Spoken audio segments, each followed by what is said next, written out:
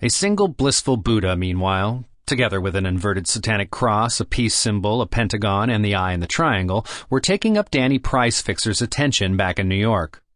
He had finally decided to play his hunch about the confrontation bombing and the 5 associated disappearances. The decision came after he and the acting head of homicide received a thorough ass-chewing from the police commissioner himself. Malik is gone, the Walsh woman is gone, this Dorn kid was taken right out of a jail in Texas, 2 of my best men, Goodman and Muldoon, are gone, the feds are nasty, and I can tell they know something that makes this case even more important than 5 possible murders alone would account for. I want you to report some kind of progress before the day is over, or I'll replace you with Post-Toasties Junior G-Men!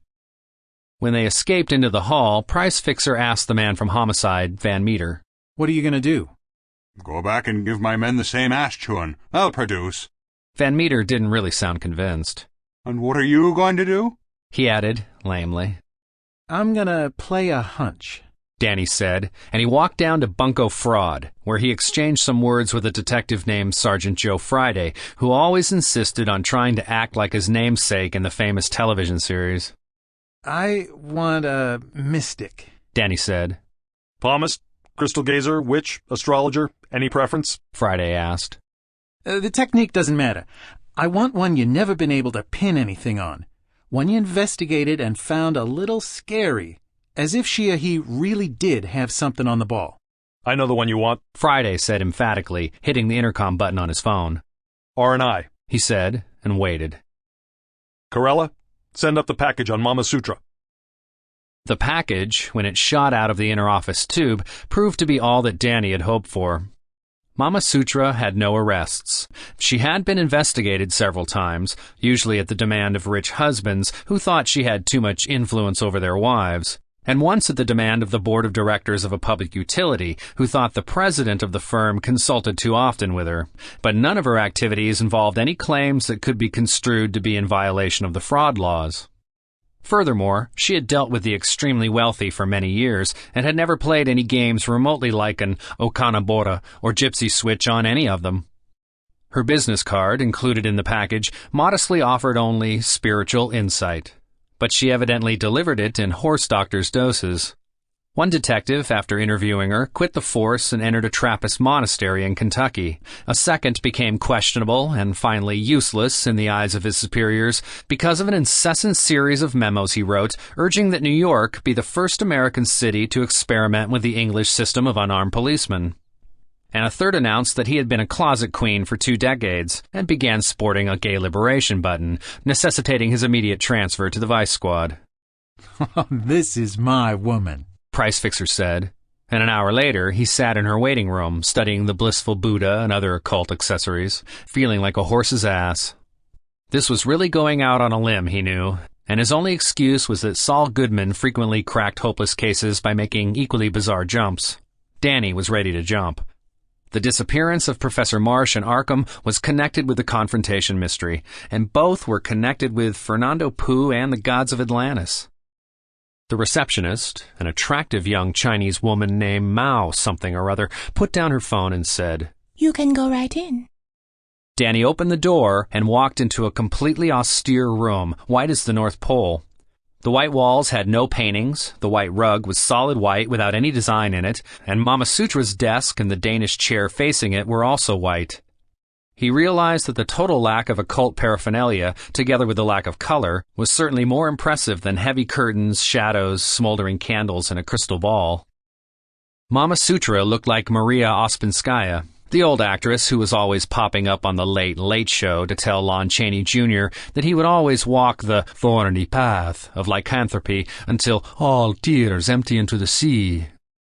"What can I do for you?" she asked in a brisk, businesslike manner. "I'm a detective on the New York police," Danny said, showing her his badge. "I'm not here to hassle you or give you any trouble. I need knowledge and advice, and I'll pay for it out of my own pocket." She smiled gently. "The other officers who investigated me for fraud in the past must have created quite a legend at police headquarters. I promise no miracles, and my knowledge is limited. Perhaps I can help you, perhaps not. There will be no fee in either case. Being in a sensitive profession, I would like to keep on friendly terms with the police." Danny nodded. "Thanks," He said. "Here's the story." Wait, Mama Sutra frowned. I think I am picking up something already. Yes. District Attorney Wade. Clark. The ship is sinking. 2422. If I can't live, as please, let me die when I choose. Does any of that mean anything to you? "Only the first part." Danny said, perplexed. "I suspect that the matter I'm investigating goes back at least as far as the assassination of John F. Kennedy. The man who handled the original investigation of that killing in Dallas was District Attorney Henry Wade. The rest of it doesn't help at all, though. Where did you get it from?" There are vibrations, and I register them. Mama Sutra smiled again. That's the best explanation I can offer. It just happens, and I've learned how to use it, somewhat. I hope someday before I die a psychologist will go far enough out in his investigations to find something that will explain to me what I do. The sinking ship is meaningless. How about the date, June 15, 1904? That seems to be on the same wave. Price Fixer shook his head. "No help, as they say in poker." Wait, Mama Sutra said. it means something to me. There was an Irish writer, James Joyce, who studied the theosophy of Blavatsky and the mysticism of the Golden Dawn Society. He wrote a novel in which all the action takes place on June 16, 1904. The novel is called Ulysses and is impregnated on every page with coded mystical revelations. And, yes, now I remember, there is a shipwreck mentioned in it. Joyce made all the background details historically accurate, so he included what was actually in the Dublin papers that day. The book takes place in Dublin, you see. And one of the stories concerning the sinking of the ship General Slocum in New York Harbor the day before, June 15. "Did you say Golden Dawn?" Price Fixer demanded, excitedly. Yes, does that help? It just adds to the confusion, but at least it shows you're on the right track. The case I'm working on seems to be connected with the disappearance of a professor from a university in Massachusetts several years ago, and he'd left behind some notes that mentioned the Golden Dawn Society and, let's see, some of its members. Alistair Crowley is one name I remember. To Mega Tyran. Mama Sutra said slowly, beginning to pale slightly. Young man, what you are involved in is very serious, much more than an ordinary police officer could understand. But you are not an ordinary police officer, or you wouldn't have come to me in the first place.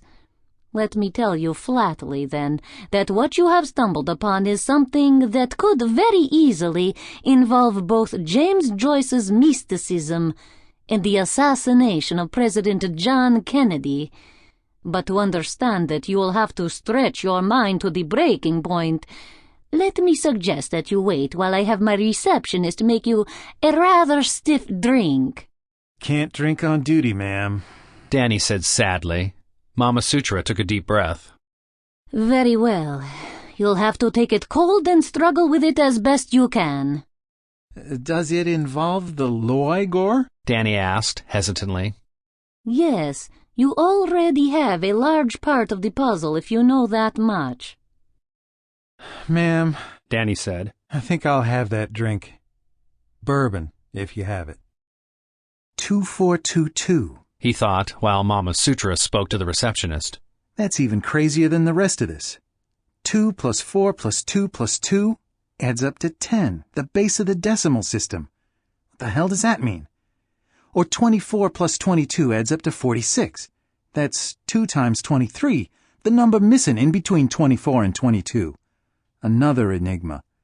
And 2 times 4 times 2 times 2 is, let's see, 32. Law of falling bodies. High school physics class. 32 feet per second. And 32 is 23 backwards. Nuts. Miss Mao entered with a tray. Your drink, sir? She said softly. Danny took the glass and watched her gracefully walk back toward the door. Mao is Chinese for cat. He remembered from his years in Army intelligence. And she certainly moved like a cat. Mao. Onomatopoeia they call that. Like kids calling a dog woof woof. Come to think of it, that's how we got the word wolf. Funny, I never thought of that before. Oh, the pentagram outside, and the pentagram in those old Lon Chaney Wolfman movies. Malik's Mystery Mutts. Enough of that. He took a stiff wallop of the bourbon and said, Go ahead. Start. I'll take some more of the medicine when my mind starts crumbling. I'll give it to you raw. Mama Sutra said quietly. The Earth has already been invaded from outer space. It is not some threat in the future for writers to play with. It happened a long time ago. 50 million years ago, to be exact. Danny took another belt of his drink. The Loigor, he said. That was their generic name for themselves. There were several races of them. Shoggoths and Chochos and Doles and Tikis and Wendigos, for instance. They were not entirely composed of matter as we understand it, and they do not occupy space and time in the concrete way that furniture does. They are not sound waves or radio waves or anything like that either, but think of them that way for a while. It's better than not having any mental picture of them at all. Did you take any physics in high school? Nothing like relativity, Danny said, realizing that he was believing all this. Sound and light? She asked. A little. Then you probably know two elementary experiments. Project a white light through a prism, and a spectrum appears on the screen behind the prism. You've seen that? Yes. And the experiment with a glass tube that has a thin layer of colored powder on the bottom. When you send a sound wave through it? Yeah, and the wave leaves little marks at each of its valleys, and you can see them in the powder. The track of the invisible wave in a visible medium. Very well. Now you can picture, perhaps, how the Loiger, although not made of matter as we understand it, can manifest themselves in matter, leaving traces that show, let us say, a cross-section of what they really are. Danny nodded, totally absorbed. From our point of view, Mama Sutra went on, they are intolerably hideous in these manifestations. There is a reason for that. They were the source of the worst terrors experienced by the first humans. Our DNA code still carries an aversion and terror toward them, and this activates a part of our minds which the psychologist Jung called the collective unconscious.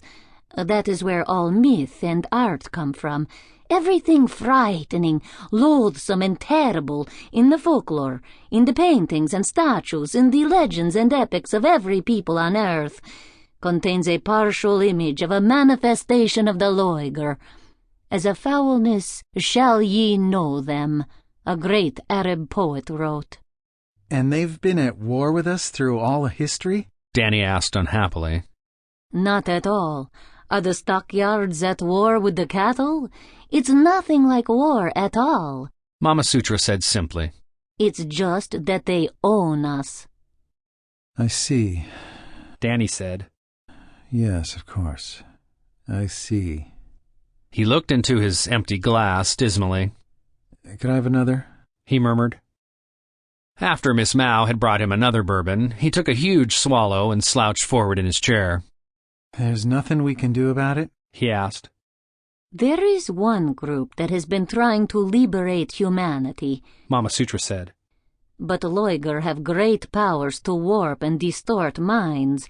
This group is the most maligned, slandered, and hated people on earth. All the evil they seek to prevent has been attributed to them. They operate in secret, because otherwise they would be destroyed. Even now, the John Birch Society and various other fanatics, including an evil genius named Hagbard Cellin, struggle ceaselessly to combat the group of whom I speak. They have many names: the Great White Brotherhood, the Brethren of the Rosy Cross, the Golden Dawn. Usually, though, they are known as the Illuminati. Yes, Danny cried excitedly. there was a whole bunch of memos about them at the scene of the crime that started this case. And the memos, I would wager, portrayed them in an unfavorable light. Sure did. Danny agreed. Made 'em seem like the worst bastards in history. Pardon me, ma'am. I'm getting drunk. He thought. That is how they are usually portrayed. Mama Sutra said sadly. Their enemies are many, and they are few. Who are their enemies? Danny leaned forward eagerly. The cult of the yellow sign. Mama Sutra replied. This is a group serving one particular Loiger called Hastur. They live in such terror of this being that they usually call him He Who Is Not To Be Named. Hastur resides in a mysterious place called Hali, which was formerly a lake but is now just a desert. Hali was by a great city in the lost civilization of Carcosa. You look as if those names mean something to you. Yes, they were in the notes of the professor who disappeared, the other case that I was convinced was connected with this one. They have been mentioned, unwisely I think, by certain writers, such as Bierce and Chambers and Lovecraft and Bloch and Derleth. Carcosa was located where the Gobi Desert is at present. The major cities were Hali, Nar, and Sarnath. The cult of the yellow sign has managed to conceal all this rather thoroughly, although a few archaeologists have published some interesting speculations about the Gobi area. Most of the evidence of a great civilization before Sumer and Egypt has been either hidden or doctored so that it seems to point to Atlantis. Actually, Atlantis never existed, but the cult of the yellow sign carefully keeps the myth alive so nobody will discover what went on, and still goes on in the Gobian wastelands. You see, the cult of the yellow sign still goes there on certain occasions to worship and make certain transactions with Hastur and with Shub-Niggurath, a Loiger who is known in mystical literature as the Black Goat with 1,000 young, and with Nyarlathotep, who appears either as a solid black man, not a Negro, but black as an abyss, or else a gigantic faceless flute player. But I repeat, you cannot understand the Loiger by these manifestations or cross-sections into our space-time continuum.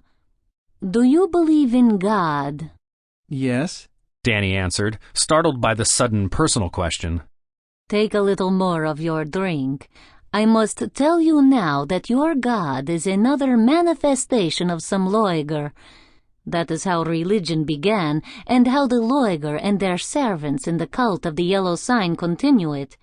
Have you ever had what is called a religious or mystical experience? No. Danny said, embarrassed. Good. Then your religion is just a matter of believing what you have been told, and not of a personal emotional experience.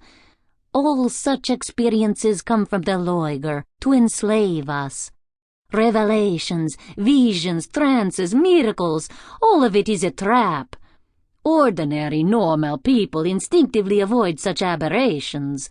Unfortunately, due to their gullibility and a concerted effort to brainwash them, they are willing to follow the witches and wizards and shamans who traffic in these matters. You see, and I urge you to take another drink right now, every religious leader in human history has been a member of the cult of the yellow sign, and all their efforts are devoted to hoaxing, deluding, and enslaving the rest of us. Danny finished his glass and asked meekly, May I have more? Mama Sutra buzzed for Miss Mao and said, You're taking this part very well. People who have had religious visions take it very poorly. They don't want to know what foul source those experiences actually came from. The Loiger, of course, can be considered gods or demons, but it is more profitable at this point in history to just consider them another life form cast up by the universe, unfortunately superior to us, and even more unfortunately inimical to us. You see, religion is always a matter of sacrifice, and whenever there is a sacrifice there is a victim, and also a person or entity profiting from the sacrifice. There is no religion in the world, not one, that is not a front for the cult of the yellow sign. The cult itself, like the Loiger, is of pre-human origin.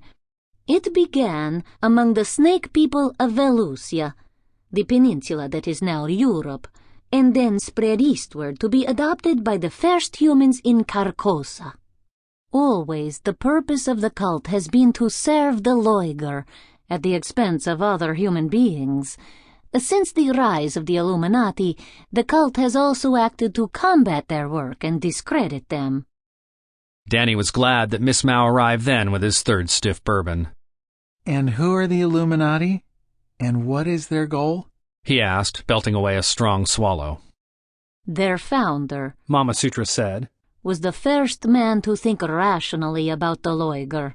He realized that they were not supernatural, but just another aspect of nature, not all-powerful, but just more powerful than us, and that when they came out of the heavens, they came from other worlds like this one.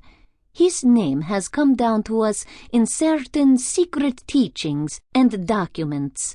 It was Ma'lik. Jesus, Danny said. That's the name of the guy whose disappearance started all this. The name meant one who knows in the Carcosan tongue. Among the Persians and some Arabs today, it still exists, but means one who leads. His followers, the Illuminati, are those who have seen the light of reason, which is quite distinct from the stupefying and mind-destroying light in which the Loiger sometimes appear, to overwhelm and mystify their servants in the cult of the yellow sign.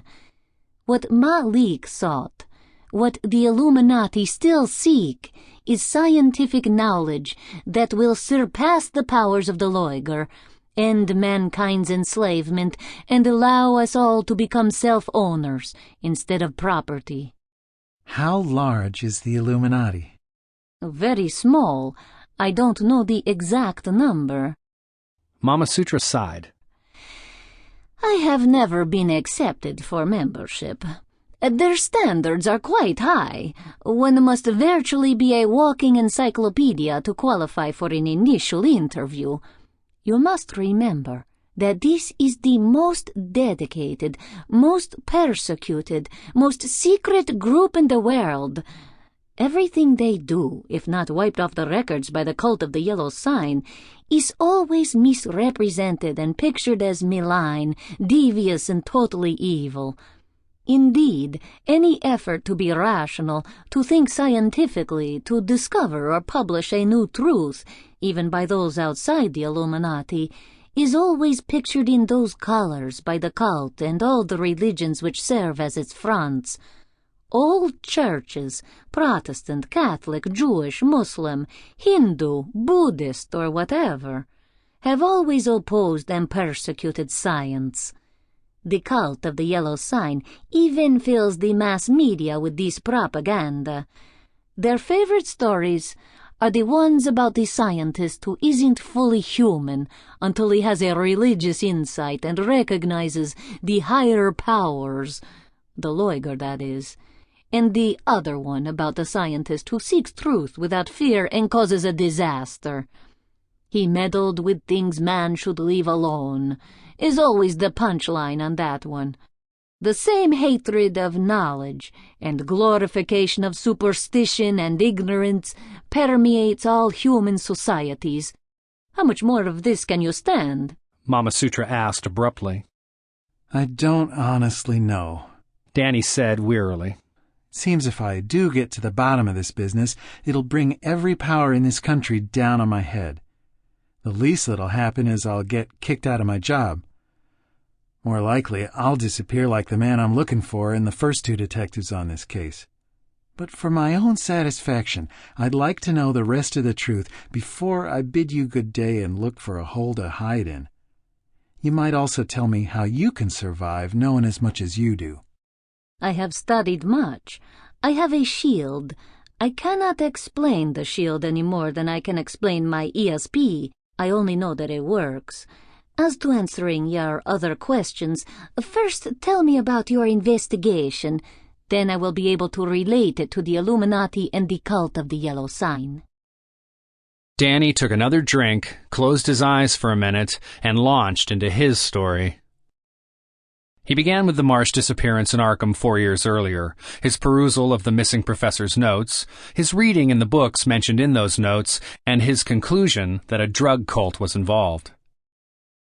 Then he told of the confrontation bombing, his skimming of the Illuminati memos, the disappearance of Malik, Miss Walsh, Goodman, and Muldoon, and the frantic curiosity of the FBI. That's it, He concluded. That's about all I know. Mama Sutra nodded thoughtfully. It is as I feared. She said finally, I think I can shed light on the matter, but you will be well advised to leave the police force and seek the protection of the Illuminati after you have heard. You are already, at this very moment, in great peril. She lapsed into silence again, and then said, You will not see the picture of what is happening now until I give you more of the background.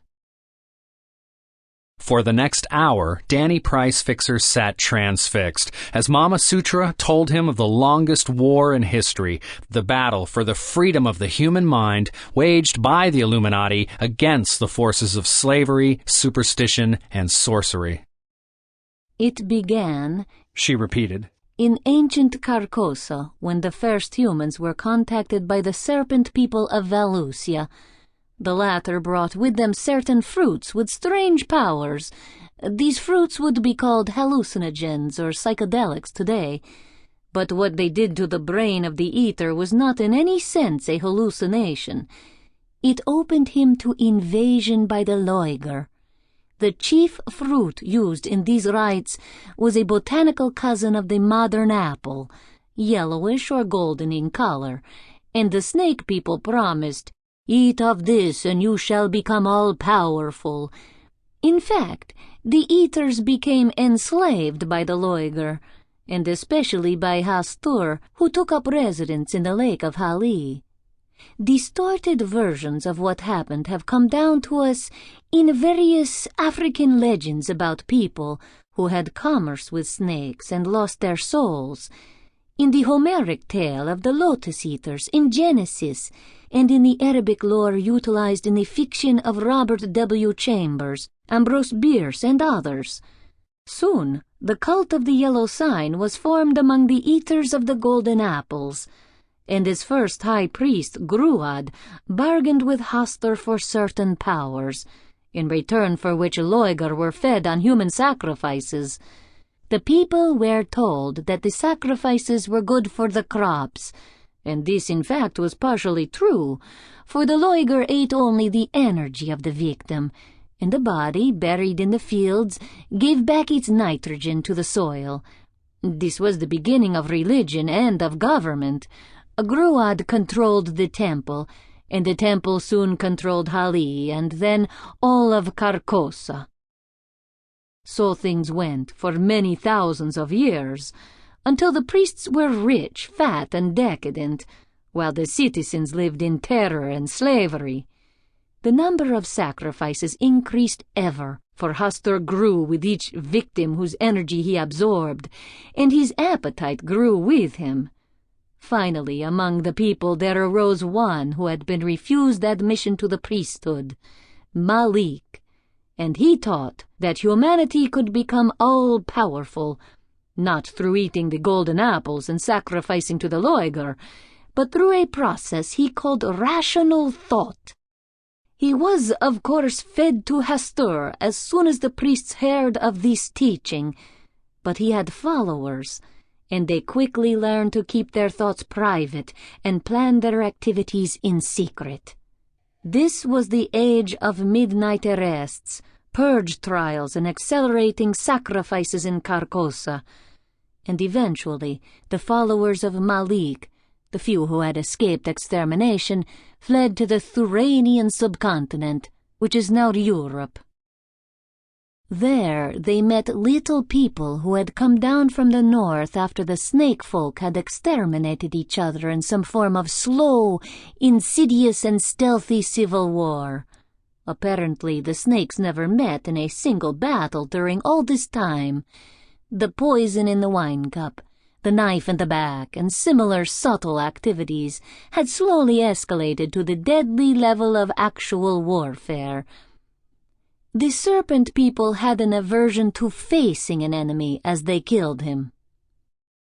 The little people had their own experiences with the Loiger long ago, but all they remembered were confused legends about orcs, whom Mama Sutra identified with the Chochos, and a great hero named Froto, who battled a monster called Sauron. Evidently a Shoggoth. Many millenniums passed, and the little people and the followers of Malik intermarried, producing basically the human race of today. A great lawgiver named Kull tried to establish a rational society on Malik's principles, and fought a battle with some of the serpent people who had surprisingly survived in hidden places. Most of this got lost in exaggeration and legend. After more thousands of years, a barbarian named Conan, or Conain, arose, somehow, to the throne of Aquilonia, mightiest kingdom on the Thuranian subcontinent. Conan brooded much about the continuing horrors in Carcosa, which he sensed as a threat to the rest of the world. Finally, he disappeared, abdicating in favor of his son, Khan, and reputedly sailing to the west. Conan, Mama Sutra said, was the same person who appeared in the Yucatan Peninsula at that time and became known as Cuchulainn. He was evidently seeking, among the Mayan scientists, some knowledge or technology to use against the Loiger. Whatever happened, he left them, and only the legend of Cuchulainn, the feathered serpent, remained. When the Aztecs came down from the north, Cuchulainn became Quetzalcoatl, and human sacrifice was instituted in his name. The Loiger, in some fashion, had turned the work of Conan around and made it serve their own ends. Carcosa, meanwhile, perished. What happened is unknown, but some students of ancient lore suspect that Conan actually circumnavigated the globe, collecting knowledge as he went, and descended upon Carcosa with weapons that destroyed both the cult of the Yellow Sign and all traces of the civilization that served it. Throughout the rest of history, Mama Sutra went on, the cult of the Yellow Sign never regained its former powers, but it has come very close in certain times and certain places. The Loiger continued to exist, of course, but could no longer manifest in our kind of space-time continuum unless the cult performed very complicated technical operations, which were sometimes disguised as religious rituals and sometimes as wars, famines, or other calamities.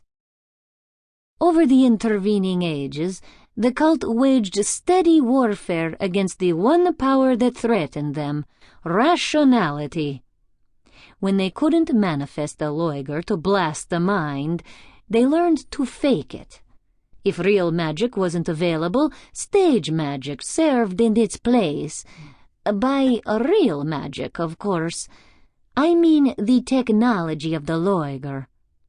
As science fiction writer Arthur C. Clarke has commented, any sufficiently advanced technology is indistinguishable from magic. The Loiger have that kind of technology. That's how they got to Earth from their star. You mean their planet, don't you? Danny asked.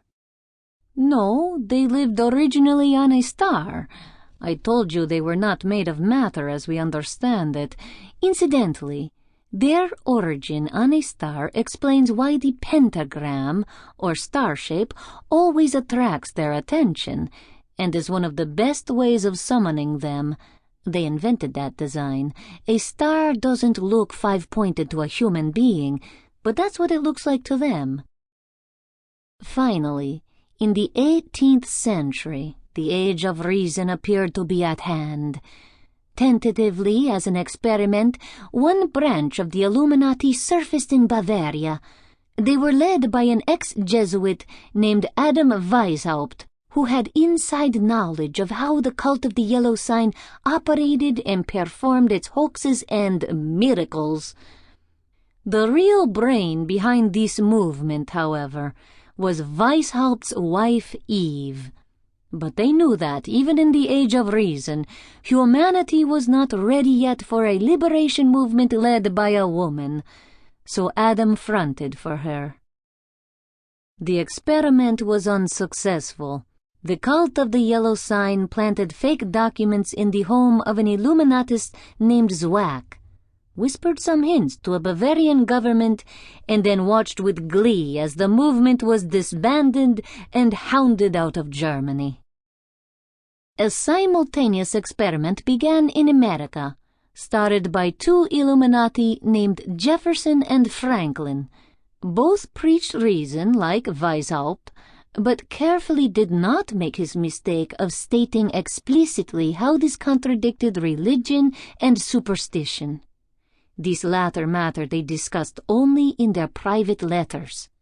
Since Jefferson and Franklin were national heroes, and since the rationalistic government they helped to create seemed well established, the cult of the yellow sign dared not denounce them openly. One trial balloon was attempted. The Reverend Jebediah Morse, a high yellow sign adept, openly accused Jefferson of being an Illuminatus, and charged him and his party with most of the crimes that had discredited Weishaupt in Bavaria. The American public was not deceived, but all subsequent yellow sign propaganda in America has rested on the original anti-Illuminati claims of Reverend Morse. Due to Jefferson, one Illuminati symbol was adopted by the new government, the eye on the pyramid, representing knowledge of geometry and hence of the order of nature. This was to be used in later generations, if necessary, to indicate the truth about the founding of the U.S. government, since it was well understood that the cult of the yellow sign would try to distort the facts as soon as possible. Another Illuminati work of more immediate importance was the Bill of Rights, the part of the Constitution still under most vigorous attack by the yellow sign fanatics, and certain key expressions in early documents, such as the reference to nature and nature's God in the Declaration of Independence, as far as Jefferson dared to go in leavening traditional superstition with a natural science admixture. And, of course, the first half-dozen presidents were all high-ranking Masons and Rosicrucians who understood at least the fundamentals of Illuminati philosophy. Mama Sutra sighed briefly and went on. All this is only the tip of the iceberg. Government actually plays a minor role in controlling people. Far more important are the words and images that make up the semantic environment. The cult of the yellow sign not only suppresses words and images that threaten their power, but infiltrates every branch of communications with their own ideology. Science and reason are forever mocked or portrayed as menacing. Wishful thinking, fantasy, religion, mysticism, occultism, and magic are forever preached as the real solutions to all problems. Best-selling books teach people to pray, not work for success. Movies win awards by showing a child's ignorant faith justified over the skepticism of adults. There is an astrology column in virtually every newspaper. More and more, the ideology of the cult of the yellow sign is set forth openly, as the ideas of the Illuminati and the Founding Fathers are forgotten or distorted. One only has to think of any anti-democratic, anti-rational, or anti-humane idea out of the Dark Ages, and one can immediately think of some popular religious columnist, or some movie star who is blatantly expounding it and calling it Americanism. The cult of the yellow sign is determined to destroy the United States, because it came closer than any other nation to the Illuminati ideals of free minds and free people, and because it still retains a few tattered relics of Illuminism in its laws and customs. This is where Mr. Hagbard Cellini enters the picture, Mama Sutra said grimly. Cellini, She went on, was a brilliant but twisted personality, the son of an Italian pimp and a Norwegian prostitute. Raised in the underworld, he early developed a contempt and hatred for ordinary, decent society. The Mafia, recognizing his talents and predilections, took him in and financed his way through Harvard Law School.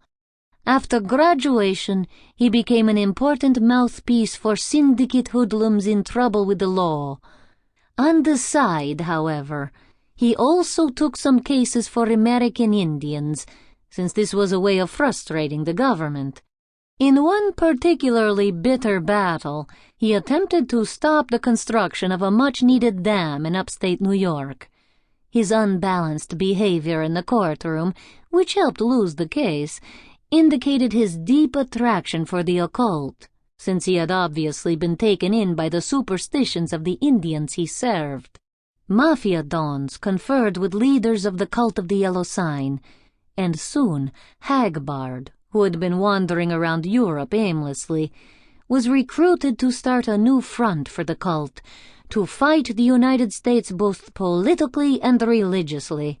This front was called the Legion of Dynamic Discord, and while it pretended to be against all governments, it was actually devoted only to harming the U.S.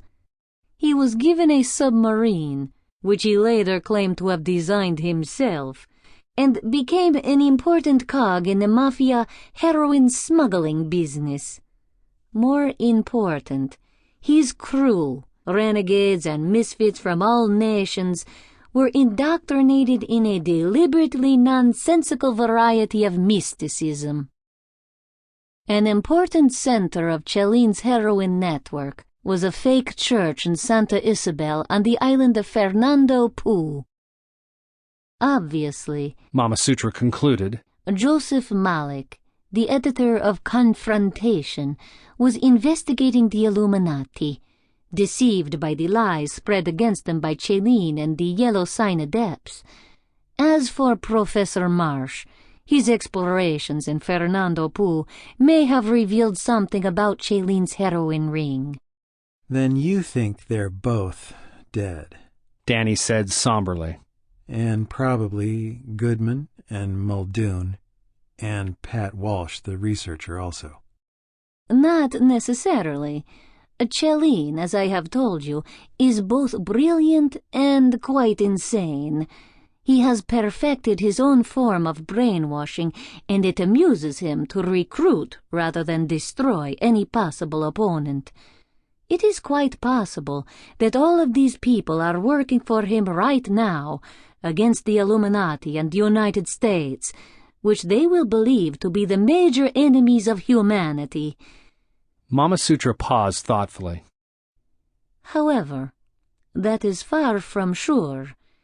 Events in the last few days have changed Cellini for the worse. He is more insane and more dangerous than ever. The assassinations of April 25 all across the nation appear to be his work, engineered through the Mafia. He is striking out blindly against anyone he imagines may be an Illuminatus. Needless to say, most of the victims were not actually in the Illuminati, which is, as I have mentioned, a very small organization. Since he is in this violent and paranoid frame of mind, I fear for the lives of anyone associated with him. Danny was slumped forward in his chair, drunk, dejected, and depressed. Now that I know, He asked rhetorically. what can I do about it? My God, what can I do about it? I finally got around to reading Telemachus Sneezed on the flight to Munich. A touch of appropriate synchronicity, since Atlanta Hope, like the Illuminati's pet paper hanger, had an umbilical connection backward toward Clark Kent's old enemy Lothar and his festive burger's unsure god. In fact, Atlanta wrote as if she had her own diet of worms for breakfast every morning. What made it even more fan-fucking-tastic was that she was on the same flight with me, sitting, in fact, a few seats ahead of me, and to port or starboard or whatever's the correct word for right when you're in the air. Mary Lou was with me. She was a hard woman to get out of your system once you'd made it with her. John had advanced me only enough money for my own passage, so I'd hustled some Alamut Black on Wells Street to raise the extra fare for her. And then I had to explain that it wasn't just a pleasure trip. What's all the mystery? She had asked. Are you CIA or a commie or something, for Christ's sake? If I told you, I said, you wouldn't believe it. Just enjoy the music and the acid and whatever else is coming down. And when it happens, you'll see it. You'd never believe it before you see it. Simon motherfucking Moon, She told me gravely. after the yoga and sex you've taught me these last 3 days, I'm ready to believe anything. Ghosts? The Grand Zombie? Ugh, there you go again, putting me on. She protested. See? So it was more or less left at that, and we smoked 2 joints and hopped in a cab out to O'Hare, passing all the signs where they were tearing down lower middle-class neighborhoods to turn them into upper middle-class high-rise neighborhoods, and each sign said, "This is another improvement for Chicago. Richard J. Daley, Mayor." Of course, in the lower-class neighborhoods, they weren't tearing anything down, just waiting for the people to go on another rampage and burn it down. The signs there were all done with spray cans and had more variety. Off the pig. Black P. Stone runs it. Power to the people. Fred lives. Almighty Latin kings run it. And one that would have pleased Hagbard. Off the landlords. Then we got into the traffic on the Eisenhower Expressway. Miss Doris Day, standing before Ike's picture in my old schoolroom, flashed through memory, like the ghost of an old hard-on, the flesh of her mammary. And we put on our gas masks and sat, while the cab crawled along fast enough to possibly catch a senile snail with arthritis. Mary Lou bought Edison Yerby's 70th or 80th novel in the airport, which suited me fine since I like to read on airplanes myself. Looking around, I spotted Telemachus Sneezed and decided, what the hell? Let's see how the other half thinks. So there we were at 50,000 feet, a few yards from the author herself, and I was plunged deeply into the Donner und Blitzen metaphysics of God's lightning. Unlike the lamentable Austrian monarchoid, Atlanta wrote like she had balls, and she expressed her philosophy in a frame of fiction rather than autobiography. Pretty soon, I was in her prose up to my ass and sinking rapidly. Fiction always does that to me. I buy it completely, and my critical faculties come into action only after I'm finished. Briefly, then, Telemachus Sneezed deals with a time in the near future when we dirty, filthy, freaky, lazy, dope-smoking fucking anarchists have brought law and order to a nervous collapse in America. The heroine, Taffy Rhinestone, is, like Atlanta was once herself, a member of women's liberation and a believer in socialism, anarchism, free abortions, and the charisma of Che. Then comes the rude awakening. Food riots, industrial stagnation, a reign of lawless looting and plunder, everything George Wallace ever warned us against. But the Supreme Court, who are all anarchists with names ending in Stein or Farb or Berger, there's no overt anti-Semitism in the book, keeps repealing laws and taking away the rights of policemen. Finally, in the 5th chapter, the climax of Book 1, the heroine, poor Tuffy Taffy, gets raped 15 times by an oversexed black brute right out of the birth of a nation, while a group of cops stand by cursing, wringing their hands and frothing at the mouth because the Supreme Court rulings won't allow them to take any action.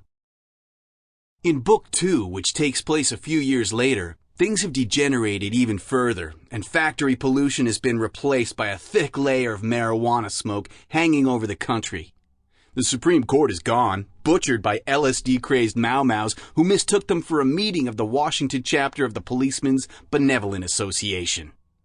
The president and a shadowy government in exile are skulking about Montreal, living a gloomy émigré existence. The Blind Tigers, a rather thinly disguised caricature of the Black Panthers, are terrorizing white women everywhere from Bangor to Walla Walla. The crazy anarchists are forcing abortions on women whether they want them or not. And television shows nothing but Maoist propaganda and Danish stag films. Women, of course, are the worst sufferers in this blightmare. And despite all her karate lessons, Taffy has been raped so many times, not only by standard vag pen, but orally and anally as well, that she's practically a walking sperm bank. Then comes the big surprise. The monstro rape to end all rapes. Committed by a pure Aryan with hollow cheeks, a long lean body, and a face that never changes expression. Everything is fire, he tells her, as he pulls his prick out afterwards. And don't you ever forget it. Then he disappears. Well, it turns out that Taffy has gone all icky-sticky gooey over this character, and she determines to find him again and make an honest man of him. Meanwhile, however, a subplot is brewing, involving Taffy's evil brother, Diamond Jim Rhinestone, an unscrupulous dope pusher who's mixing heroin in his grass to make everybody an addict and enslave them to him. Diamond Jim is allied with the sinister Blind Tigers and a secret society, the Enlightened Ones, who cannot achieve world government as long as a patriotic and paranoid streak of nationalism remains in America. But the forces of evil are being stymied. A secret underground group has been formed, using the cross as their symbol, and their slogan is appearing scrawled on walls everywhere. Save your Federal Reserve notes, boys. The state will rise again. Unless this group is found and destroyed, Diamond Jim will not be able to addict everyone to horse. The Blind Tigers won't be able to rape the few remaining white women they haven't gotten to yet, and the Enlightened Ones will not succeed in creating one world government and one monotonous soybean diet for the whole planet. But a clue is discovered. The leader of the underground is a pure Aryan with hollow cheeks, a long lean body, and a face that never changes expression. Furthermore, he's in the habit of discussing Heraclitus for like 7 hours on end. This is a neat trick because only about 100 sentences of the dark philosopher survive, but our hero, it turns out, gives lengthy comments on them. At this point, there's a major digression, while a herd of minor characters get on a Braniff jet for Ingolstadt. It soon develops that the pilot is tripping on acid, the co-pilot is bombed on Tangier hash, and the stewardesses are all speed freaks and dykes, only interested in bawling each other. Atlanta then takes you through the lives of each of the passengers and shows that the catastrophe that is about to befall them is richly deserved. All, in one way or another, had helped to create the dope grope or fucks-fix culture by denying the self-evident truth of some hermetic saying by Heraclitus. Or when the plane does a Steve Brody into the North Atlantic, everybody on board, including the acid-tripping Captain Clark, are getting just what they merit for having denied that reality is really fire. Meanwhile, Taffy has hired a private detective named Mickey Cocktails Molotov to search for her lost Aryan rapist with hollow cheeks. Before I could get into that, however, I was wondering about the synchronistic implications of the previous section and called over one of the stewardesses. Could you tell me the pilot's name, I asked. Namen? She replied. Ja, Gretchen. No, not your name, I said. The pilot's name. Namenweiser, that Wingenmacher? Wingenmacher? She repeated, dubiously. Bin Augenblick. She went away while I looked up Augenblick in a pocket German-English dictionary. And another stewardess with the identical uniform, the identical smile, and the identical blue eyes came over asking, Was wollen Sie haben? I gave up on Wingenmacher. Obviously a bad guess. Gibt mir bitte, I said, die Namen unser Fliegenmacher? I spread my arms imitating the plane. Luftfliegenmacher, I repeated, adding helpfully, how about Luftpiloten? It's pilot, not piloten, she said with lots of teeth. His name is Captain Clark. Heathcliff Clark. Danke, thanks, I said glumly, and returned to Telemachus Sneezed, imagining friend Heathcliff up front there, weathering heights of sour soaring and plunging into the ocean because, as Mallory said, it's there. An Englishman piloting a Kraut airline, no less, just to remind me that I'm surrounded by the paradoxical, paranoidal, paranormal parameters of synchronicity, their wandering ministerial eye. Lord, I buried myself again in Atlanta Hope's egregious epic. Cocktails Molotov, the private dick, starts looking for the great American rapist, with only one clue. An architectural blueprint that fell out of his pocket while he was tupping taffy. Cocktails' method of investigation is classically simple. He beats up everybody he meets until they confess, or reveal something that gives him a lead. Along the way, he meets an effete snob type who makes a kind of William O. Douglas speech putting down all this brutality. Molotov explains, for 17 pages, one of the longest monologues I ever read in a novel, that life is a battle between good and evil, and the whole modern world is corrupt because people see things in shades of red, orange, yellow, green, blue, indigo, violet, instead of in clear black and white. Meanwhile, of course, everybody is still mostly involved in fucking, smoking grass, and neglecting to invest their capital in growth industries. So America is slipping backward toward what Atlanta calls crapulous pre-capitalist chaos. At this point, another character enters the book, Howard Cork, a one-legged madman who commands a submarine called the Life Eternal and is battling everybody.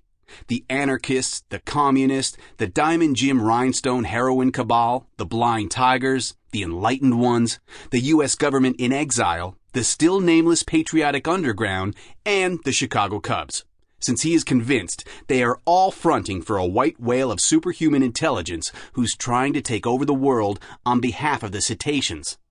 "No normal whale could do this," he says after every TV newscast reveals further decay and chaos in America, "but a whale of superhuman intelligence." This megalomaniac tub of blubber, the whale, not Howard Cork, is responsible for the release of the famous late 1960s record Songs of the Blue Whales, which has hypnotic powers to lead people into wild frenzies, dope-taking, rape, and loss of faith in Christianity. In fact, the whale is behind most of the cultural developments of recent decades, influencing minds through hypnotic telepathy. "First, he introduced W.C. Fields," Howard Cork rages to the dubious first mate, Buck Starr. "Then, when America's moral fiber is sufficiently weakened, Liz and Dick and Andy Warhol and rock music.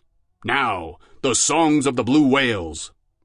Starr becomes convinced that Captain Cork went uncorked and wigged when he lost his leg during a simple ingrown toenail operation bungled by a hip young chiropodist stoned on mescaline. This suspicion is increased by the moody mariner's insistence on wearing an old cork leg instead of a modern prosthetic model, proclaiming, "I was born all cork, and I'm not going to die only 3/4 cork." Then comes a turnabout scene, and it's revealed that Cork is actually not bananas at all, but really a smooth apple.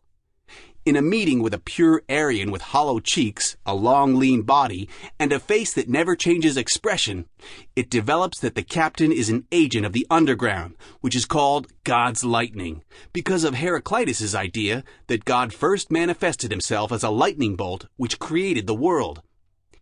Instead of hunting the big white whale as the crew thinks, the Life Eternal is actually running munitions for the government in exile and God's lightning. When the hollow-cheeked leader leaves, he says to Cork, "Remember, the way up is the way down."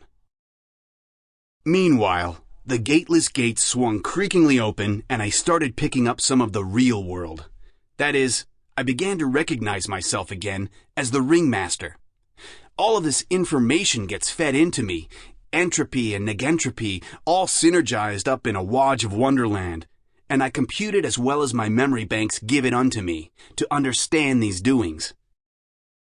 But, as Harry Coyne, I enter Miss Portinari's suite somewhat diffidently, I'm conscious of the ghosts of dead pirates, only partly induced by this room's surrealist variety of Hagbard's nautical taste in murals.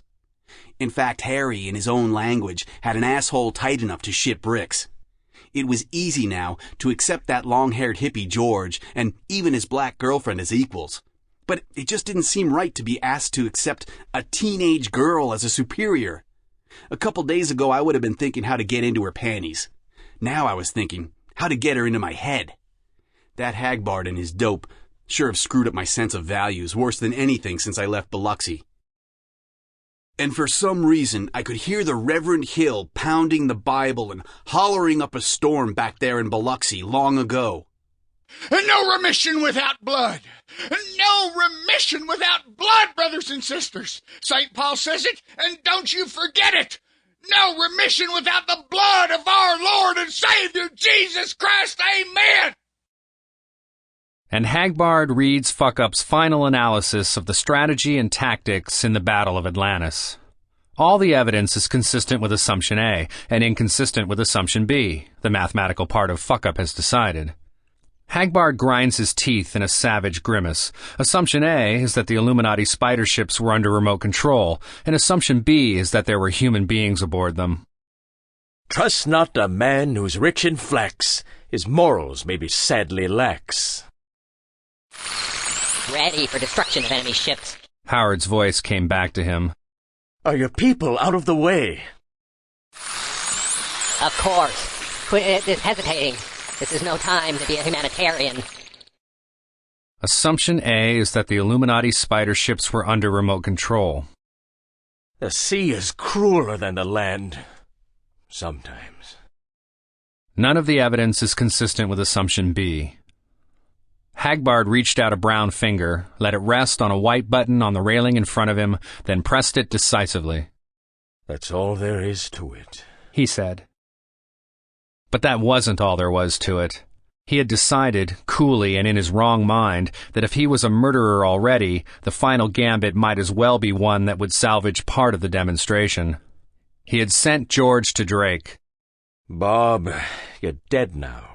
But did you ever understand, even for a moment, what I tried to tell you, what Jung tried to tell you even earlier? And then 24 real men and women were dead, and now the bloodshed was escalating, and he wasn't sure that any part of the demonstration could be saved. No remission without blood. No remission without blood, brothers and sisters. No remission without the blood of our Savior and Lord Jesus Christ. I got into the Illuminati in 1951, when Joe McCarthy was riding high and everybody was looking for conspiracies everywhere. In my own naive way, I was a sophomore at New York University at the time, I was seeking to find myself. I answered one of those Rosicrucian ads in the back of a girly magazine. Of course, the Rosicrucians aren't a front in the simple way that the Birchers and other paranoids think. Only a couple of plants at Amorc headquarters are Illuminati agents.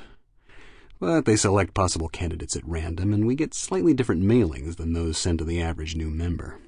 If we show the proper spirit, our mailings get more interesting and a personal contact is made. Well, pretty soon I swore the whole oath, including that silly part about never visiting Naples, which is just an expression of an old grudge of Weishaupt's, and I was admitted as Illuminatus Minerval, with the name Ringo Erigena. Since I was majoring in law, I was instructed to seek a career in the FBI. I met Eisenhower only once, at a very large and sumptuous ball. He called another agent and myself aside. "Keep your eye on Mamie," he said. "If she has 5 martinis or starts quoting John Wayne, get her upstairs quick." Kennedy, I never even talked to, but Winifred, whose name in the order is Scotus Pythagoras, used to bitch about him a lot. "This new frontier stuff is dangerous," Winifred would say testily. "The man thinks he's living in a Western movie. One big showdown and the bad guys bite the dust. We'd best not let him last too long." You can imagine how upset I was when the Dallas caper began to throw light on the whole overall pattern. Of course, I didn't know what to do. Winifred was my only superior in the government, who was also a superior in the Illuminati. But I had a lot of hunches and guesses about some others. And I wouldn't want to bet that John Edgar wasn't one of them, for instance. When the feeler came from the CIA, I went on what these kids today call a paranoid trip. It could have been coincidence or synchronicity, but it could have been the order, scanning me and ensuring that my involvement would get deeper. Most people in espionage don't know who they're working for, Winifred told me once in that voice of silk and satin and stilettos. Especially the ones who only do small jobs. Suppose we find a French-Canadian separatist in Montreal, who's in a position to provide certain information at certain times.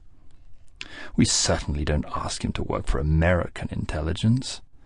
That's no concern of his, and even inimical to his real interests. So, he's approached by another very convincing French-Canadian who has evidence to prove he's an agent of the most secret of all Quebec Libre underground movements. Or, if the Russians find a woman in Nairobi who has access to certain offices and happens to be anti-communist and pro-English, no sense in trying to recruit her for the MVD, right? The contact she meets has a full set of credentials and just the right Oxford tone to convince her he's with M5 in London. And so it goes. He ended dreamily. So it goes. My CIA contact really was CIA. I'm almost absolutely willing to give odds around 60-40 on that. At least he knew the proper passwords to show that he was acting under presidential orders. Whatever that proves.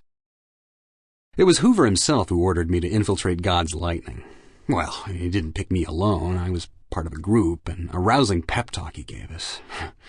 I can still remember him saying, "Don't let their American flags fool you. Look at those lightning bolts right out of Nazi Germany. And remember, the next thing to a godless commie is a godless Nazi.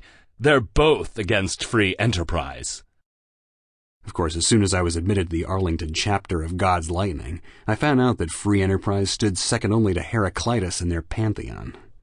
J. Edgar did get some queer hornets in his headgear at times. Like his fear that John Dillinger was really still alive someplace, laughing at him. That was the dread that turned him against Melvin Purvis, the agent who gunned Dillinger down in Chicago, and he rode Purvis right out of the bureau. Those of you with long memories will recall that poor Purvis ended up working for a breakfast cereal company, acting as titular head of the Post-Toasties Junior G-Men. It was in God's Lightning that I read Telemachus Sneezed, which I still think is a rip-roaring good yarn. That scene where Taffy Rhinestone sees the new king on television, and it's her old rapist friend with the gaunt cheeks, and he says, "My name is John Guilt." Man, that's writing. His 103-page-long speech afterwards, explaining the importance of guilt and showing why all the anti-Heraclitans and Freudians and relativists are destroying civilization by destroying guilt, certainly is persuasive. Especially to somebody like me with 3 going on 4 personalities, each of which is betraying the others. I still quote his last line, "Without guilt, there can be no civilization." Her non-fiction book, Militarism, the Unknown Ideal for the New Heraclitan, is, I think, a distinct letdown. But the God's Lightning bumper stickers asking, "What is John Guilt?" sure give people the creeps until they learn the answer. I met Atlanta Hope herself at the time of the New York draft riots. That was, you will remember, when God's Lightning, disgusted with reports that the FBI was swamped in 2 years' backlog in draft resistance and draft evasion cases, decided to organize vigilante groups to hunt down the hippie-yippie, commie pacifist scum themselves. As soon as they entered the East Village, which harbored, as they suspected, hundreds of thousands of bearded, long-haired, and otherwise semi-visible fugitives from the Vietnam, Cambodia, Thailand, Laos, Taiwan, Costa Rica, Chile, and Tierra del Fuego conflicts, they began to encounter both suspects and resistance. After the 3rd hour, the mayor ordered the police to cordon the area. The police, of course, were on the side of God's Lightning and did all they could to aid their mayhem against the great unwashed, while preventing reciprocal mayhem. After the 3rd day, the governor called out the National Guard. The Guard, who were mostly draft dodgers at heart themselves, tried to even the score and even help the dregs and drugs a bit. After the 3rd week, the president declared that part of Manhattan a disaster area and sent in the Red Cross to help the survivors. I was in the thick and din of it. You have no idea how bizarre civil war gets when one side uses trash cans as a large part of their arsenal. And even met Joe Malik prematurely, under a Silver Wraith Rolls-Royce, where he had crawled to take notes near the front line, and I had crept to nurse wounds received while being pushed through the window of the Peace-Eye bookstore. I have scars I could show you still. And a voice over my shoulder says that I should put in the fact that August Personage was trapped in a phone booth only a few feet away, suffering hideous paranoid delusions that in spite of all this chaos, the police would trace his last obscene call and find him still in the booth, afraid to come out and face the trash can covers and bullets and other miscellaneous metals in the air. And I even remember that the rolls had a license plate, RPD1, which suggests that a certain person of importance was also in that odd vicinity, on some doubtless even odder errand. I met Atlanta herself a day later in a block north, on the scene where Taylor Meade was making his famous last stand.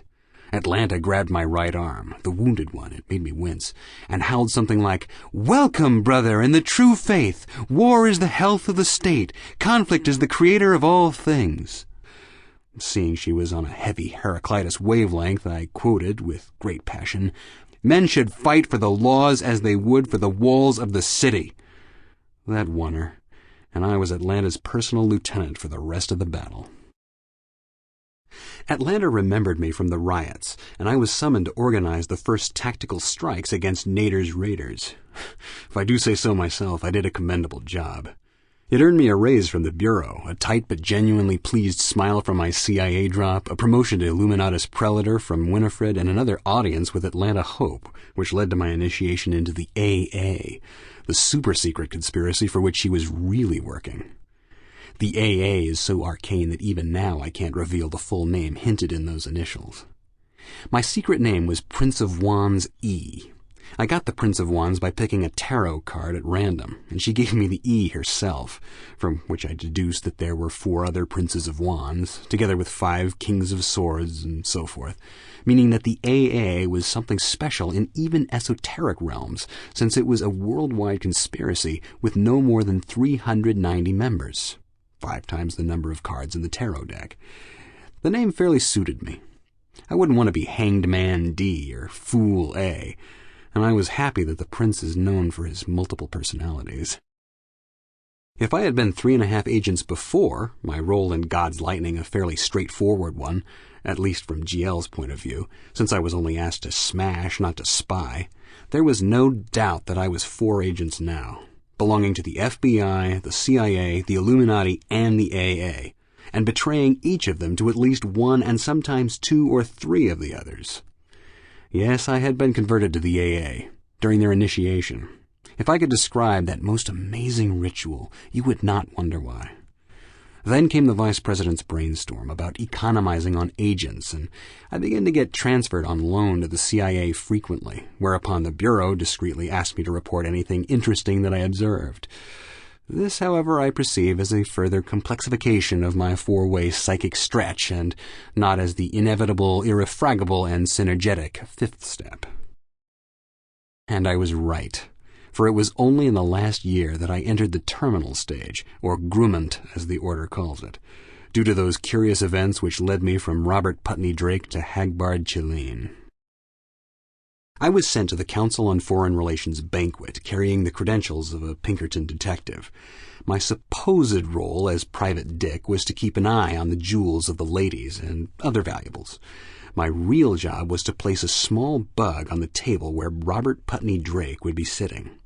I was on loan to IRS that week, and they didn't know that Justice had standing orders never to prosecute him for anything, so they were trying to prove he had concealed income. Naturally, I also had an ear peeled for anything that might be of import for the Illuminati, the AA, and the CIA. If my Lincoln Memorial contact really was CIA and not military or naval intelligence or somebody else entirely. You can be sure I often meditated on the possibility that he might be Moscow, Peking, or Havana, and Winifred told me once that the Illuminati had reason to believe him part of an advance guard 5th column sent by invaders from Alpha Centauri. But Grandmasters of the Illuminati are notorious put-on artists, and I didn't buy that yarn any more than I bought the tale that had originally brought me into the Illuminati. The one about them being a conspiracy to establish a world government run by British Israelites? Conspiracy was its own reward to me now. I didn't care what I was conspiring for art's sake. Not whether you betray or preserve, but how you play the game. I sometimes even identified it with the AA notion of the great work, for in the twisting labyrinths of myself, I was beginning to find the rough sketch for a soul. There was a hawk-faced wop at Drake's table, very elegant in a spanking new tuxedo, but the cop in me made him as illegit. Sometimes you can make a subject precisely, as bunco con, safe blower, armed robber, or whatnot, but I could only place him vaguely somewhere on that side of the game. In fact, I associated him with images of piracy on the high seas, or the kind of gambits the Borgias played. Somehow the conversation got around to a new book by somebody named Mortimer Adler, who had already written 100 or so great books if I understood the drift. One banker type at the table was terribly keen on this Adler, and especially on his latest great book. He says that we and the communists share the same great tradition. I could hear the caps by the way he pronounced the term. And we must join together against the one force that really does threaten civilization, anarchism. There were several objections in which Drake didn't take part. He just sat back, puffing his cigar and looking agreeable to everyone. But I could see boredom under the surface. And the banker tried to explain the great tradition, which was a bit over my head, and, judging by the expressions around the table, a bit over everybody else's head, too, when the hawk-faced Dago spoke up suddenly. I can put the great tradition in one word, he said calmly. Privilege.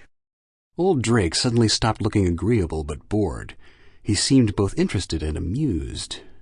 One seldom encounters such a refreshing freedom from euphemism, he said, leaning forward.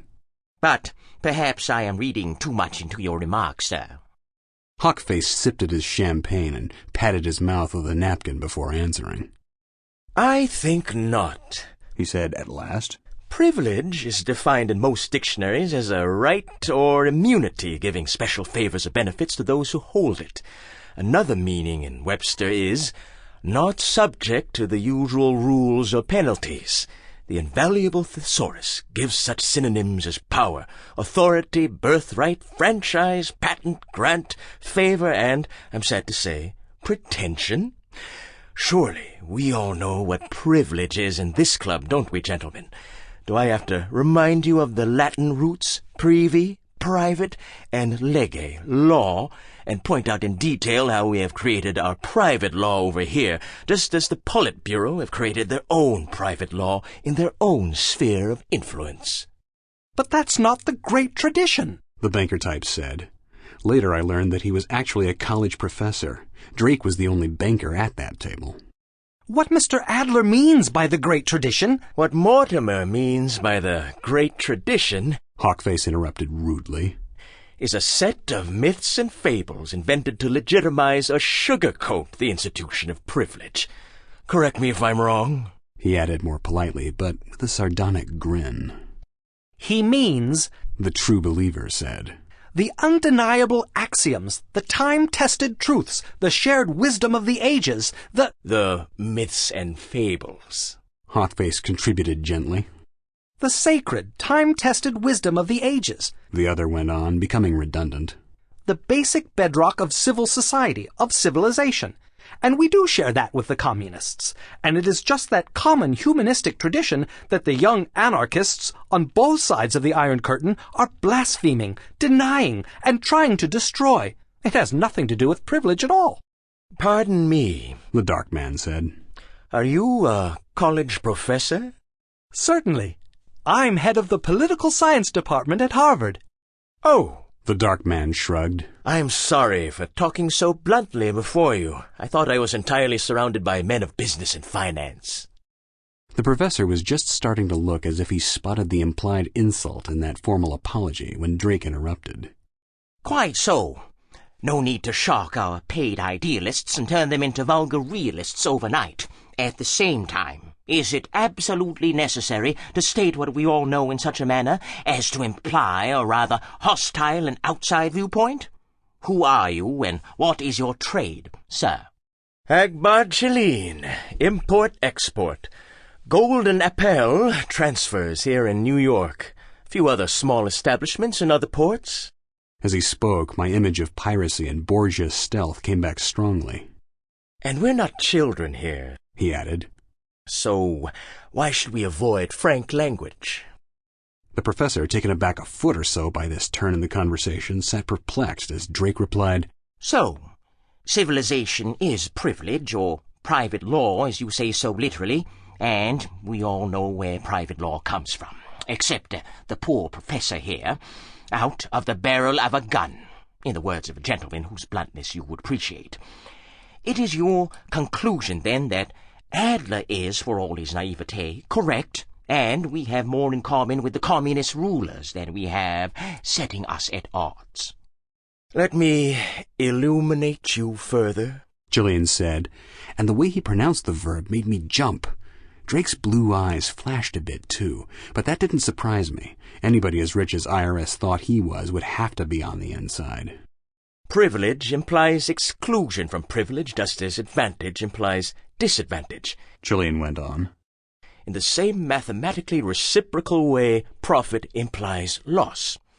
If you and I exchange equal goods, that is trade. Neither of us profits and neither of us loses. But if we exchange unequal goods, one of us profits and the other loses. Mathematically, certainly. Now, such mathematically unequal exchanges will always occur because some traders will be shrewder than others. But in total freedom, in anarchy, such unequal exchanges will be sporadic and irregular. A phenomenon of unpredictable periodicity, mathematically speaking. Now, look about you, Professor. Raise your nose from your great books and survey the actual world as it is, and you will not observe such unpredictable functions. You will observe, instead, a mathematically smooth function, a steady profit accruing to one group and an equally steady loss accumulating for all others. Why is this, Professor? Because the system is not free or random, as any mathematician would tell you a priori. Well then, where is the determining function, the factor that controls the other variables? You have named it yourself, or Mr. Adler has. The great tradition. Privilege, I prefer to call it. When A meets B in the marketplace, they do not bargain as equals. A bargains from a position of privilege. Hence, he always profits and B always loses. There is no more free market here than there is on the other side of the Iron Curtain. The privileges of private laws, the rules of the game as promulgated by the Politburo and the General Congress of the Communist Party on that side, and by the U.S. government and the Federal Reserve Board on this side, are slightly different, that's all. And it is this that is threatened by anarchists, and by the repressed anarchist in each of us. He concluded, strongly emphasizing the last clause, staring at Drake, not at the professor. The professor had a lot more to say in a hurry then, about the laws of society being the laws of nature, and the laws of nature being the laws of God, but I decided it was time to circulate a bit more, so I didn't hear the rest of the conversation. The IRS has a complete tape of it, I'm sure, since I had placed the bug long before the meal. The next time I saw Robert Putney Drake was a turning point. I was being sent to New York again, on a mission for naval intelligence this time, and Winifred gave me a message that had to be delivered to Drake personally. The order wouldn't trust any mechanical communication device.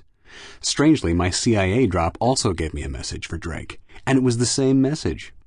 That didn't jar me any, since it merely confirmed some of what I had begun to suspect by then. I went to this office on Wall Street, near the corner of Broad, just about where I'd be toiling at corporate law if my family had its way. And I told his secretary, Carnegie of Pyramid Productions, to see Mr. Drake. That was the password that week. Carnegie had been a Bavarian baron and second in command to Weishaupt in the original AISB. I sat and cooled my heels a while, studying the decor, which was heavily Elizabethan, and made me wonder if Drake had some private notion about being a reincarnation of his famous ancestor. Finally, Drake's door opened, and who stood there but Atlanta Hope, looking kind of wild-eyed and distraught. Drake had his arm on her shoulder, and he said piously, "May your work hasten the day when America returns to purity." She stumbled past me in a kind of daze, and I was ushered into his office. He motioned me to an overstuffed chair and stared at my face until something clicked. "Another Carnegie in the woodpile." He laughed suddenly. "Ha ha ha! The last time I saw you, you were a Pinkerton detective." You had to admire a memory like that. It had been a year since the CFR banquet, and I hadn't done anything to attract his attention that night. "I'm FBI as well as being in the Order," I said, leaving out a few things. "You're more than that," he said flatly, sitting behind a desk as big as some kids' playgrounds. "But I have enough on my mind this week without prying into how many sides you're playing. What's the message?" "It comes from the Order and the CIA both," I said, to be clear and relatively above board. "This it is. The Taiwan heroin shipments will not arrive on time. The Laotian opium fields are temporarily in the hands of the Pathet Lao. Don't believe the Pentagon releases about our troops having the Laotian situation under control. No answer required." I started to rise. "Wait, damn it," Drake said, frowning. "This is more important than you realize." His face went blank, and I could tell his mind was racing like an engine with the governor off. It was impressive. "What's your rank in the Order?" he asked finally. "Illuminatus Prelator," I confessed humbly. "Not nearly high enough, but you have more practical espionage experience than a great many higher members. You'll have to do."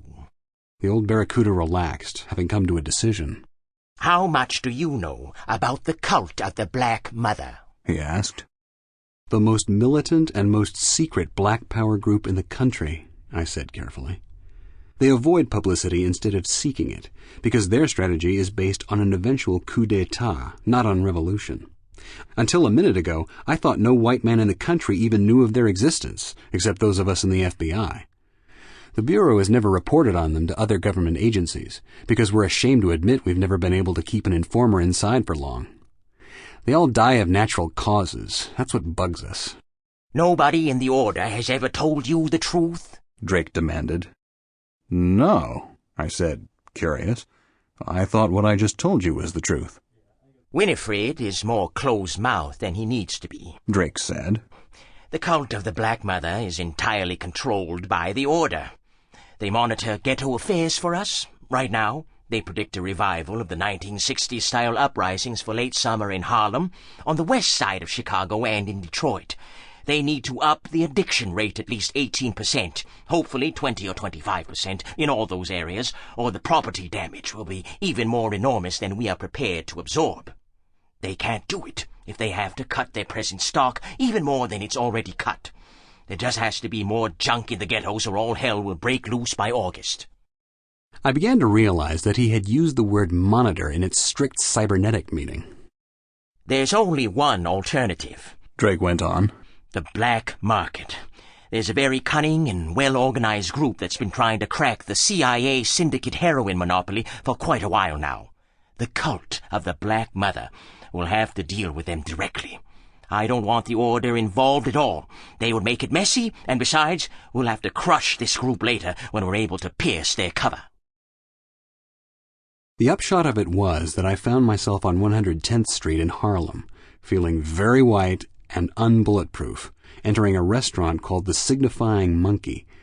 Walking through a lot of hostile stares, I went direct to the coffee-colored woman at the cash register and said, "I've got a tombstone disposition."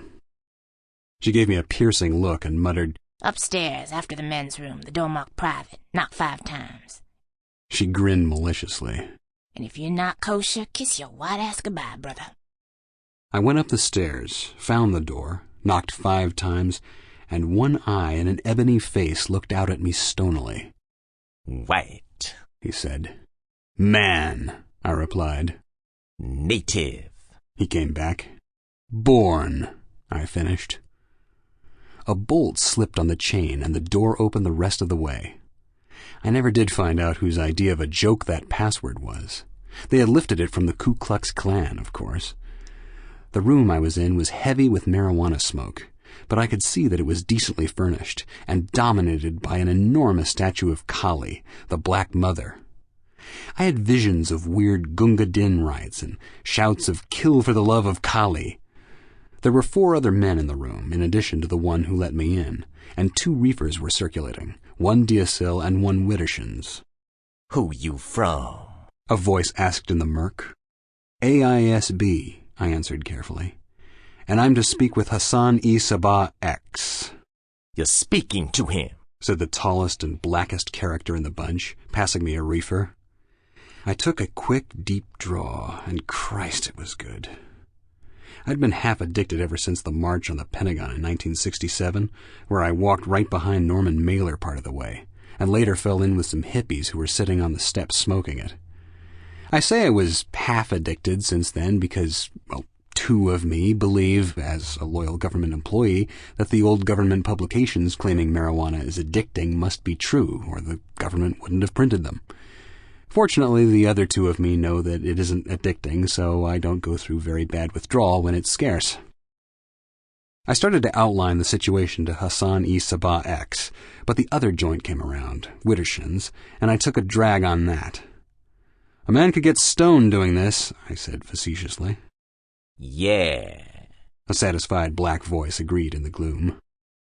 Well, by the time I explained the problem to Hassan, I was so bombed that I immediately let him recruit me for the next step, on his rationalization that a white man could handle it easier than a black man. Actually, I was curious to contact this group of heroin pirates.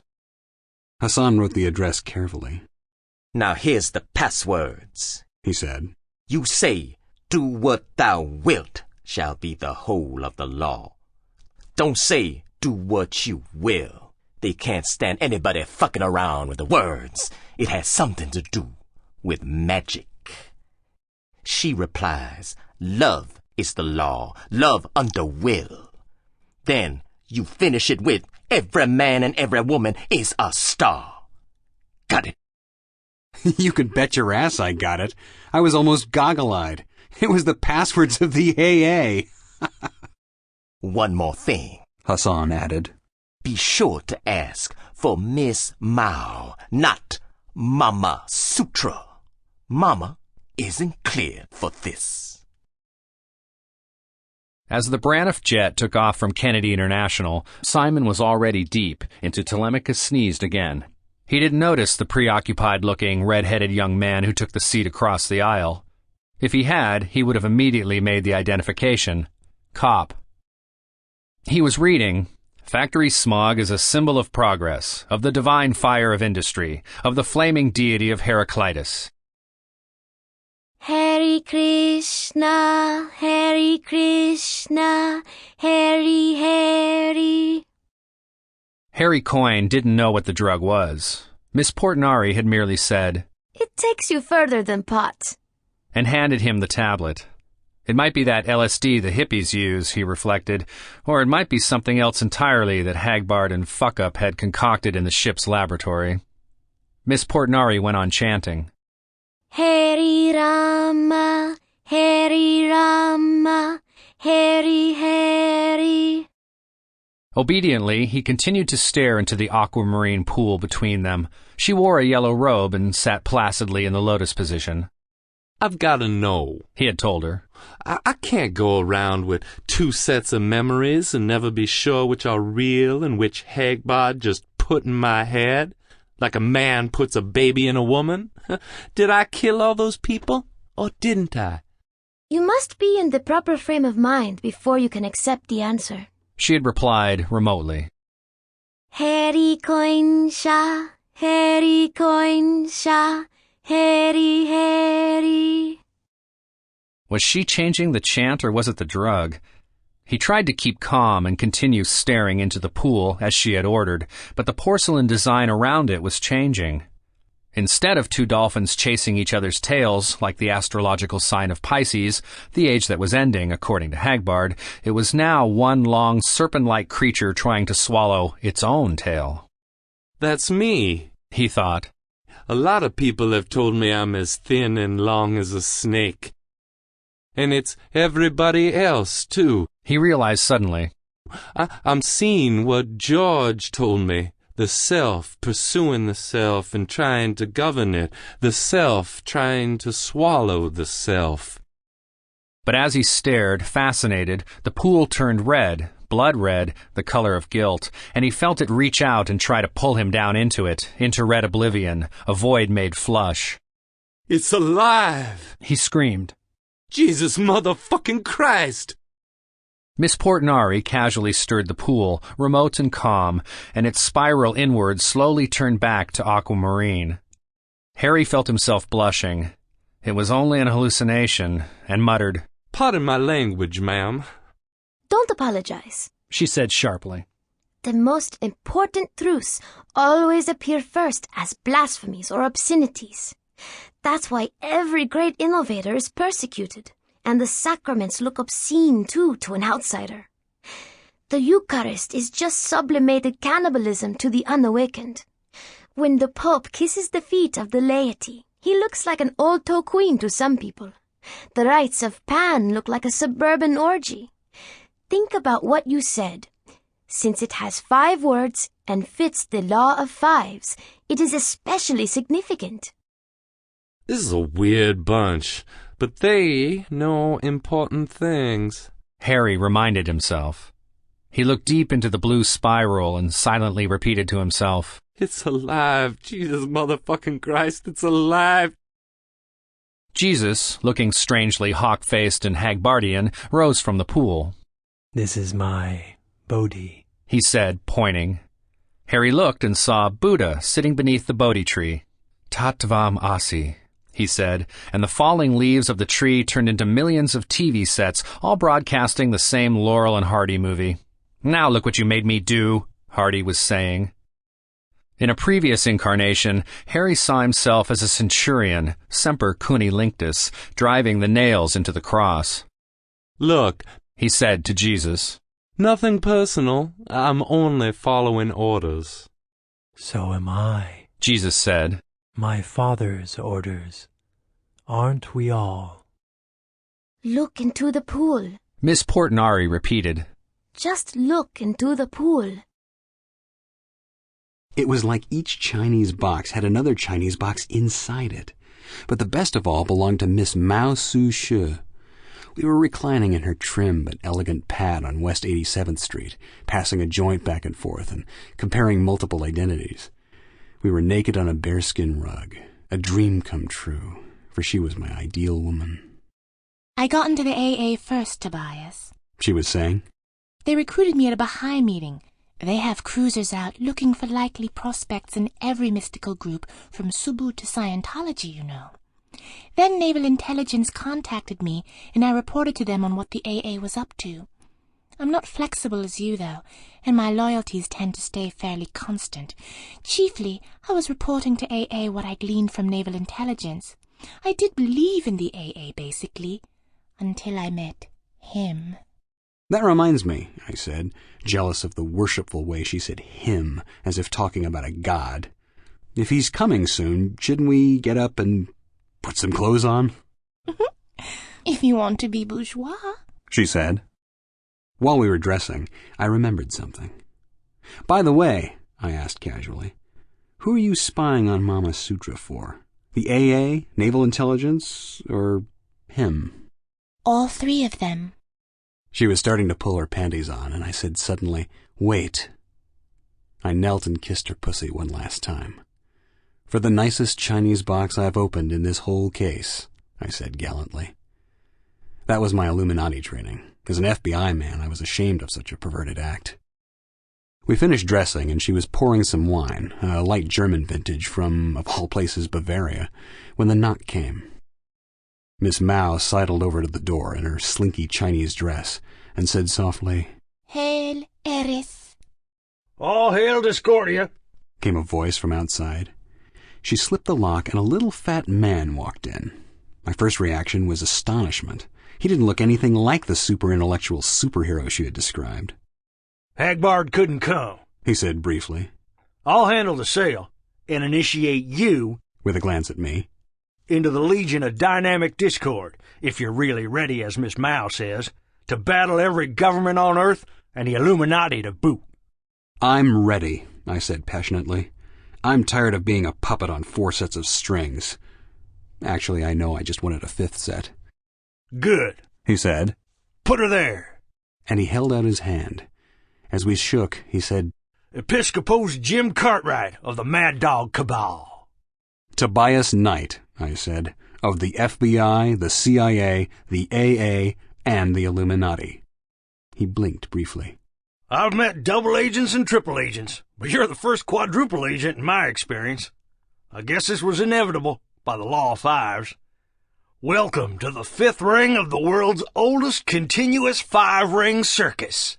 Prepare for death and rebirth.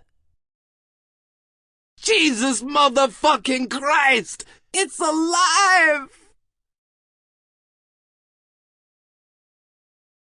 Greetings. Fuck up here. I hope you enjoyed this unabridged deep leaf audio production of Illuminatus Part 2, The Golden Apple, by Robert Shea and Robert Anton Wilson. This program was produced and directed by Lance Bauscher, featuring the voice talents of Mark Atherley, Glenn Carlson, Digby Christian, Scott Crisp, Melissa Hutchison, Marilyn Fowler, Wendy Tremont King, John Mercer, Jay Momay, Eddie Nix, John Parsons, Douglas Smith, John True, Perry Whittle, and Randall Wang. Recorded at What You Say Studios, San Francisco. Production copyright 2007, Deep Leaf Productions. If you listen to this program via a borrowed or pirated copy, please consider paying for it at deepleafaudio.com, or at least convince or otherwise hypnotize a friend or foe to purchase a copy. All hail Crab Newberg. Praise